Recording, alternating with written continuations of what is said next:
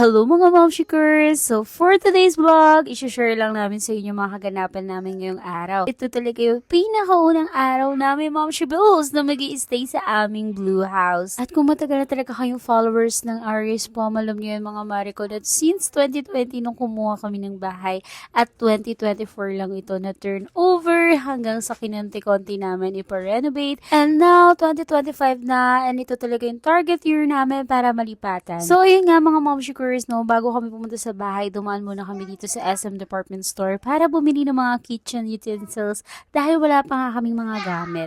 So ayun mga mari ko, hindi lang kami masyado nakapag-vlog dahil nga meron kaming baby singko na sobrang kulit na kailangan talagang may mag-entertain sa kanya. And after nga namin mag-SM Department Store, tumaan na rin kami ng SM Supermarket para bumili naman ng mga basic supplies namin. At nakakatuwa nga mga momshikers dahil meron naka-recognize sa Aries Farm na si Miss Janica. So, thank you so much, Miss Janica, for always watching our reels and hoping na mapanood mo to. Medyo nagmamadali na nga kami ng mga oras na ito dahil nga marami pa kaming i-organize sa bahay. Kaya very quick lang talaga itong grocery namin at very basic need lang talaga yung mga pinagkukuha namin dito mga momshikers. So, yun na nga, after namin mag-grocery, umuwi na rin kami agad dahil nga iniiwasan namin yung rush hour sa Fairview. Alam niyo naman kung gaano ka-traffic doon. At in fairness naman kay Papa Ivan, wala pang 1 hour and dito na kami sa aming munting bahay. Nagtulungan na nga kami ni Papa Ivan ibaba lahat ng mga gamit namin at yung mga pinamili namin. Ginamitan na nga muna namin si Baby Cinco ng cheat code. Pinanood na muna namin siya ng paborito niyang Paw Patrol para mabilis namin matapos yung mga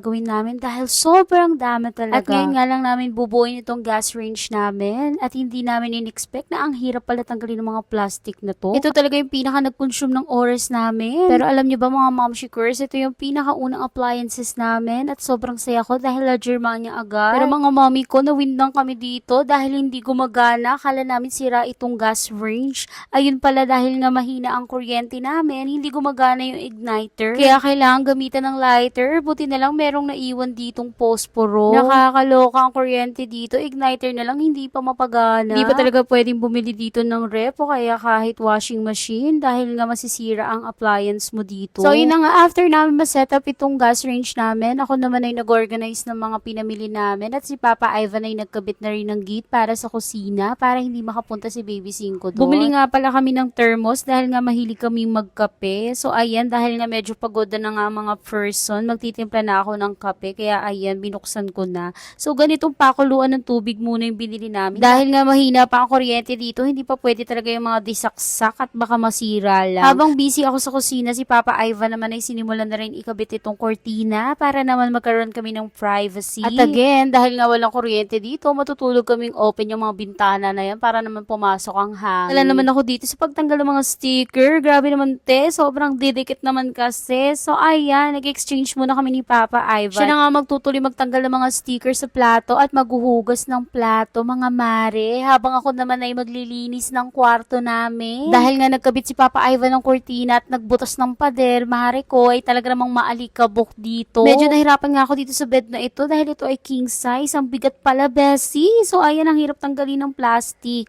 Pero alam nyo mga mare ko, sobrang happy kami dito sa bed na nabili namin dahil nga malapad-lapad na tube. King size na ini. So, talagang kasya-kasya kaming tatlo dito, Bessie. Nakakaikot-ikot na si Papa Ivan siya. And yes, mare ko, itong bedsheet na to ay bago lang din. Pati mga unan bago, kaya amoy bago. Hindi na nalabhan, Bessie. Dahil nga excited na kami lumipat dito. Wala nang laba-laba yan. Laban na yan, be! Nilatag ko na nga rin itong carpet at na-realize ko na ang liit lang pala niya. Mas maganda kung buong kwarto naka-carpet. At ayan, finally, natapos na rin at mukha na rin siyang kwarto. Grabe yung pagod namin kaya deserve namin magkape ngayon. At ito na nga yung pinakaunang kape namin dito sa bahay. At ganito pala ang feeling kapag nagkakape ka na sa sarili mong bahay. Ang sarap, Bessie! Kinabog ang Starva. Legit talaga yung pagod namin pero ito talaga yung masasabi kong nakakapagod na hindi nakakapagod. Wow! Meron palang ganun mga be. Mabilis ang kape nga lang tayo mga mare ko. At ito na nga ako ngayon, naghihimay na ng gulay, naghahanda na para sa gabihan. Realize ko nga na kapag naging nanay ka na, kailangan mabilis kang gumalaw, kailangan marunong ka mag-multitasking. Dahil kung hindi,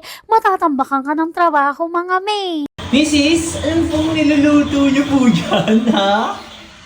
Eme lang. Gusto ko, masarap yan, ha? Mas masarap pa rin ako. Tingnan nila. Ano? Tamang luto, guys. Tingnan niyo. Woo!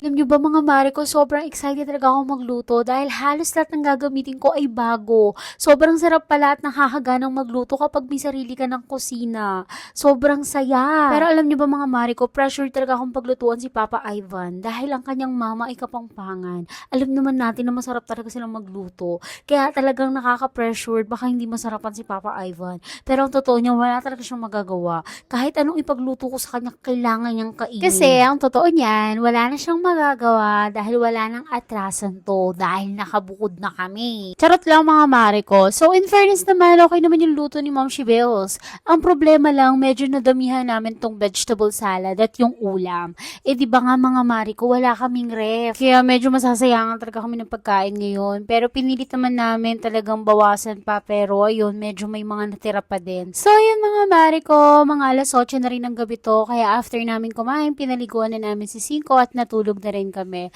So mga mare ko, hanggang dito na lang muna yung vlog natin. Comment kayo for part 2 for our second day dito sa aming Blue House. And ayun lang mga mare ko, thank you so much again and God bless you.